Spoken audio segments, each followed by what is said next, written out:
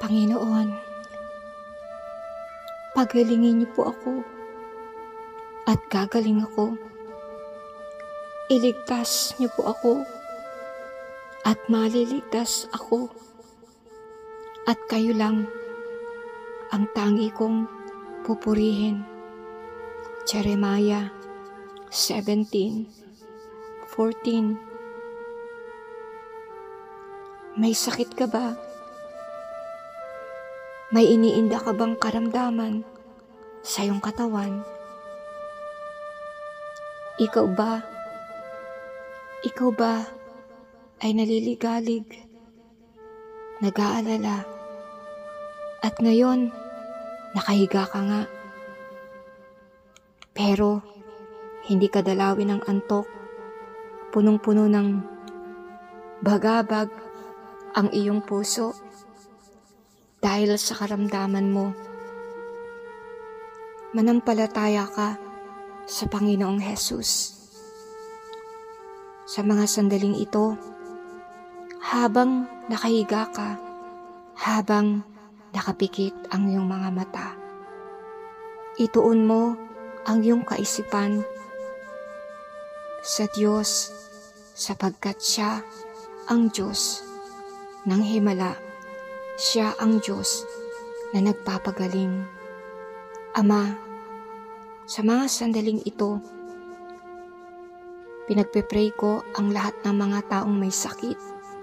Yung mga taong may sakit sa ulo, infection sa kanilang scalp, meron silang sakit, alopecia, yung paglagas ng buhok, meron silang pamamaga ng kanilang utak, brain infection, viral encephalitis, brain disease, epilepsy, meningitis, may mga sakit sa utak, mental disorder katulad ng kleptomania, may mga anxiety disorder, iba't ibang uri ng phobia, klase ng pagkatakot, bipolar disorder, depression, yung mga tao na may PTSD, dumadanas ng post-traumatic stress disorder, yung may mga taong merong schizophrenia, ADHD, autism, may mga taong may split personality, dyslexia, brain tumor,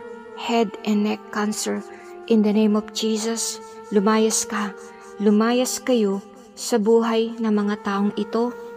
Wala kayong karapatan na wasakin, na pasakitan ang mga taong ito sa pangalan ni Jesus. Sa pangalan ni Jesus. Sa pangalan ni Jesus. Tinatayuan namin, Panginoon, ang salita mo sa aklat ni Jeremiah 33 verse 6. Narito, ako'y magdadala ng kagalingan at kagamutan, aking gagamutin sila, at ako'y maghahayag sa kanila ng di kawasang kapayapaan at katotohanan. Ama, Ikaw ang nangako, Ikaw ang nagsabi na bibigyan mo kami ng kapayapaan, bibigyan mo kami ng kagalingan. Kaya sa mga sandaling ito, yung mga taong may sakit sa mata, astigmatism, floaters, may mga lazy eyes, dry eye, glaucoma, pink eye, retinal detachment, cataracts, color blindness, age-related macular degeneration, pagiging farsightedness and nearsightedness, yung may mga taong may sakit sa ilong, sinusitis, nose bleeding, allergic rhinitis, may mga sakit sa tenga, deafness, kawalan ng pandinig, mga ear infection, earwax, fluid sa tenga, may mga karamdaman sa panga, jaw gum disease, yung may mga TMJ, yung may mga nana sa gilagid, yung may mga gum disease, periodontitis, yung mga taong may neck cancer, throat cancer, tonsillitis, pharyngitis, goiter, and strep throat. In the name of Jesus, I command you to leave, to be gone in the name of Jesus. Panginoon, ikaw ang nagsabi sa awit 41:3, si Yahweh rin ang tutulong kung siya ay magkasakit. Ang nanghina niyang lakas ay ganap na ibalik. Ibalik mo, Ama, sa kanila, sa mga taong nakikinig sa akin, ang nawala nilang lakas, ang nawalang lakas sa kanilang mga buto-buto, sa kanilang kasukasuan, sa kanilang puso, sa kanilang kaisipan. I pray for your total and complete healing. Panginoon, hipuin mo ang mga tao na may mga breast cancer, yung may mga bukol sa kanilang dibdib, yung mga may asthma, yung mga may hika, may mga sakit, Panginoon, na halos hindi sila makahinga, na may mga chest wall cancer, dyspnea, yung may kakulangan ng paghinga, pneumonia, walking pneumonia, tuberculosis, yung may mga sakit sa puso, may mga sakit sa baga, yung may mga sakit na acid reflux, may mga ovarian cancer, may mga PCOS, may ovarian cyst, may mga pagkabaog, HIV, AIDS, yung mga kalalakihan, Lord, na may mga prostate cancer, male infertility, pagkabaog, mga problema erectile dysfunction, blood in semen, testicular cancer, hernia, may mga sakit, hemorrhoids, jack itch, pangangate, fungal infection, mga rashes, may mga sakit, Panginoon, sa kanilang mga leeg, may mga sakit sa kanilang legs, vascular disease sa kanilang mga binti, rheuma, peripheral artery disease, mga bunion, may mga bara sa kanilang mga ugat, sa pangalan ni Jesus. May mga sakit sa likod, may mga back problem sa kanilang likuran, may mga spine disease, spine injury, may mga cancer sa buto, cancer, Panginoon, sa kanilang mga dugo, katulad ng mga leukemia, sa pangalan ni Jesus. Father, oh Father God, we are calling to you. We are calling to you, Father. Have mercy, Father. Ang iyong habag, ang aming kailangan.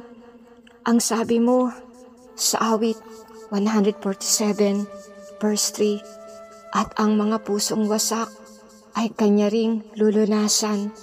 Ang natamo nilang sugat ay bibigyan ng kagalingan. Ama, pati ang mga taong bigo, mga may pusong sugatan dahil sila ay niloko, kinaliwa ng kanilang mga asawang lalaki, pinagpalit sa iba, mga asawang lalaki. Lord, buuin mo ang kanilang mga puso. Tahiin mo ang sugat ng kanilang puso, ang natamo nilang sugat. Pagalingin mo, Ama. Pagalingin mo ang kanilang mga kaisipan para sa ganun na hindi na nila maiisip ang sakit na kanilang naranasan. Panginoon, sinabi mo sa Isaiah 41 verse 1, huwag kang mangamba dahil ako ang Diyos mo, palalakasin kita at tutulungan. Iingatan kita sa pamamagitan ng aking kapangyarihan na siya ring makapagliligtas sa iyo. Ama, ikaw lang ang nagbibigay sa amin ng kalakasan. Ikaw lang ang dahilan kung bakit kami nagkakaroon ng lakas para magpatuloy sa labanan. Bigyan niyo po kami ng kalakasan. Hipuin mo, Ama, sa mga sandaling ito, yung mga taong nakahiga, sa kanilang mga silid tulugan, nag-iisa, umiiyak. Sinabi mo sa Isaiah 53 verses 4 to 5, tunay ngang inalis niya ang ating mga kahinaan. Pinagaling niya ang ating mga karamdaman, subalit inakala nating iyo'y parusa ng Diyos sa Kanya. Ngunit dahil sa ating mga kasalanan, kaya siya nasugatan. Siya ay binugbog dahil sa ating kasamaan. Tayo ay gumaling dahil sa pahirap na dinanas niya at sa hampas ng kanyang tinanggap. O Panginoong Hesus, salamat, salamat, tiniis mo ang mga sugat na tinamo mo nung ikaw ay hinampas, nang ikaw ay nasugatan para sa amin. Kinuha mo ang lahat ng aming mga karamdaman. Kaya sa mga sandaling ito, dinudulog ko sa iyo ang mga taong may sakit na lupus. May mga taong may problema sa pananalita, mga utal-utal, mga bulol, may sakit na katabaan, obesity, blood cancer, anemia, leukemia, myeloma, anemia, bleeding disorder, yung may mga migraine, aneurysm, kidney problem, diabetes, Panginoon, lahat ng mga uri ng karamdaman na nararamdaman nila, lahat ng uri ng cancer, ikaw ang magpagaling, ikaw ang magpagaling, ikaw ang magpagaling. Katulad ng sinabi mo sa iyong salita, kinuha mo na, tinanggal mo na ang lahat ng mga karamdaman, ang lahat ng mga sakit sa aming katawan. Sinabi mo, Panginoon, sa aklat ng Mateo 11:28 to 30, lumapit kayo sa akin, kayong lahat na napapagod at may mabigat na pasanin, at bibigyan ko kayo ng kapahingahan. Bibigyan ko kayo ng kapahingahan. Ang aking pamatok ay inyong pasanin, at kayo'y matuto sa akin, sapagkat ako'y maamo at may mapagpakumbabang puso. At matatagpuan ninyo ang kapahingahan para sa inyong mga kaluluwa, sapagkat ang aking pamatok ay madaling dalhin at magaan ang aking pasanin.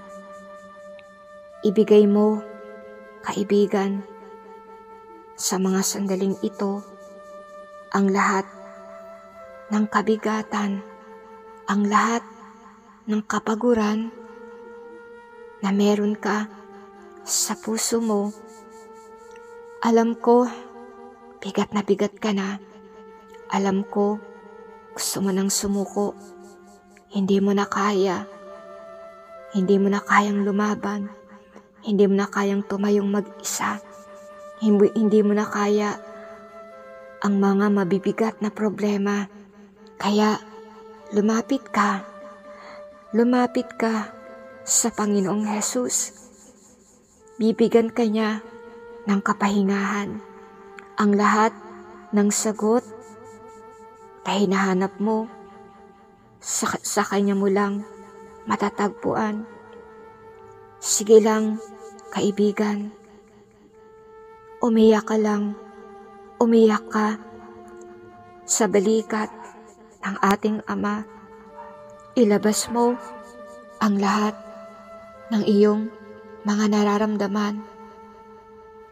Huwag mong solohin ang iyong mga problema. Iwan mo to sa Kanyang presensya. Kung lalapit ka sa Kanya, sa mga sandaling ito, yung kabigatan mo na dala-dala mo, tatanggalin niya. Papalitan niya ng kagaanan. Panginoon, andito ang iyong anak. Andito siya, nakahiga, hindi makatulog, punong-puno ng bagabag, tahimik na umiiyak, tahimik na dinadala na mag-isa ang kanyang problema. Ama, hipuin mo siya. Hipuin mo siya. Holy Spirit, hipuin mo siya. Alisin mo ang sakit ng kanyang puso. Yakapin mo siya. Ama, yakapin mo siya. Iparamdam mo sa kanya na hindi siya nag-iisa. Awit 103 verses 2 to 4. Si Yahweh ay papurihan, O aking kaluluwa, at wag mong kaliligtaan. Mabubuti niyang gawa. Ang lahat kong kasalanay, siya ang nagpapatawad, at anumang aking sakit, kinagamot niyang lahat. Sa bingit ng kamatayan, ako ay inililigtas, at pinagpapala ako sa pag-ibig niyang habag. Ama, inaalala ko sa mga sandaling ito yung mga taong nasa ospital dahil sa malubhang karamdaman. Ama, dalawin mo po ang taong ito. Umiiyak po siya. Nalulungkot. Sa pakiwari niya, iniwan na siya ng mundo. Hipuin mo siya. Padaluyin mo ang kagalingan na nagmumula sa iyong mga kamay. Yakapin mo siya. Palakasin mo siya. Palakasin mo siya, Ama. At ikaw nga po ang sumama sa kanya. Purihin ka, o purihin ka, Panginoong Hesus. Tinataas ko sa iyo, Ama, yung mga taong may problema sa kanilang pag-aasawa. May problema silang mag-asawa, malalim na problema na hindi alam ng kanilang mga anak. Ikaw nga po ang magpagaling ng kanilang relasyon, ng kanilang mga puso. Ikaw nga po ang pumagitna, Ama. Tinataas ko, Panginoon, yung babae na niloko, pinagtaksilan ng kanyang asawa. Pinatawad niya ang kanyang asawa, pero lagi pa rin siyang nasasaktan dahil sa pagtataksil, sa pagtatraidor, sa pagsira ng tiwala ng asawa niya, sa pagsira ng kanilang tipan, mga sinumpaang pangako sa iyong harap. Pagalingin mo po ang kanyang puso. Tulungan mo po siya na makalimot. Alisin mo sa kanyang isip ang lahat ng masasakit, mapapait na alaala. Tulungan mo po ang mag-asawang ito na muling bumangon, na muling mabuo ang kanilang pamilya. Dalangin ko kagalingan ng relasyon sa bawat pamilya. Panginoon, yung mga may nangyayari sa loob ng pamilya na rape, incest. Yung mga tatay, minomolestya ang mga anak. Yung mga kapatid, minomolestya ang kanilang mga kapatid na babae. Pagalingin mo ang kanilang mga traumatic experience. Yung mga biktima ng rape. Yung mga taong naglalaslas. Yung mga taong may depression. Ama, ikaw ang nakakaalam ng lalim ng sugat, ng lalim ng kanilang pinagdaraanan. Heal them, Father. Touch them, Holy Spirit. Touch their bodies. Touch their mind. Touch their hearts. Their inner beings, ang kaloob-looban ng kanilang mga puso, kaisipan, emosyon. Pagalingin mo, Ama. Alisin mo ang sakit. Alisin mo ang kirot. Alisin mo ang lahat ng sugat. Alisin mo ang lahat ng sugat. Awit 6 verse 2. Ubos na ang lakas ko.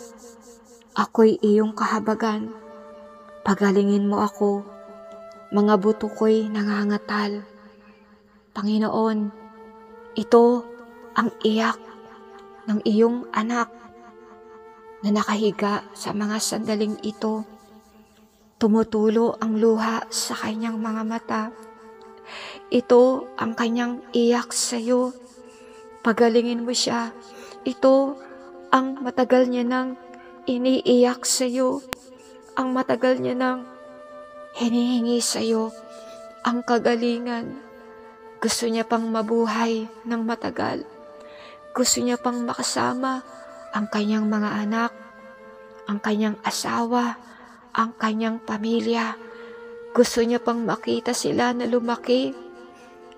Masubaybayan sila. Ito ang kanilang panalangin sa iyo, Ama. Ito ang kanilang matagal nang hiningi sa iyo.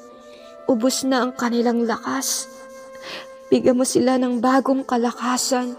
Pagalingin mo ang kanilang mga buto. Pagalingin niyo po sila sa karamdamang ito. Holy Spirit, touch them. Hipuin mo sila ng iyong banal na Espiritu. O Ama, iunat mo ang iyong makapangyarihang kamay. Iunat mo ang makapangyarihang mong kamay na habang nakahiga sila sa gabing ito, habang nakikinig sila sa tinig kong ito, maranasan nila ang presensya mo. Mark 5 verse 34. Sinabi ni Jesus, Anak, pinagaling ka ng iyong pananampalataya. Humayo kang payapa. Gumaling ka na sa sakit na nagpapahirap sa iyo. Kaibigan, tanggapin mo ang kagalingan mo. Tanggapin mo ang salita ng Diyos. Tanggapin mo ang kagalingan, ang hipo ng Diyos sa iyo. O maraming salamat. Salamat. Salamat, Ama. Salamat sa presensya mo. Salamat sa pagbisita mo sa gabing ito. Salamat sa yakap mo. Salamat sa pagsama mo. Salamat dahil sinamahan mo kami. Salamat sa mga salita mo na nagbibigay sa amin ng kalakasan, ng kagalingan. Salamat, purihin ka, luwalhatiin ka. Salamat sa salita mo sa unang Pedro 2:24. Dahil sa mga latay mo, sa iyong mga katawan, sa iyong likuran, kami ay nagkaroon ng kagalingan. Kaibigan, tanggapin mo ang iyong kagalingan. tanggapin mo na ang iyong kagalingan sapagkat sa gabing ito, habang ikaw ay nakikinig sa panalangin ito, may ginawa na ang Diyos sa buhay mo.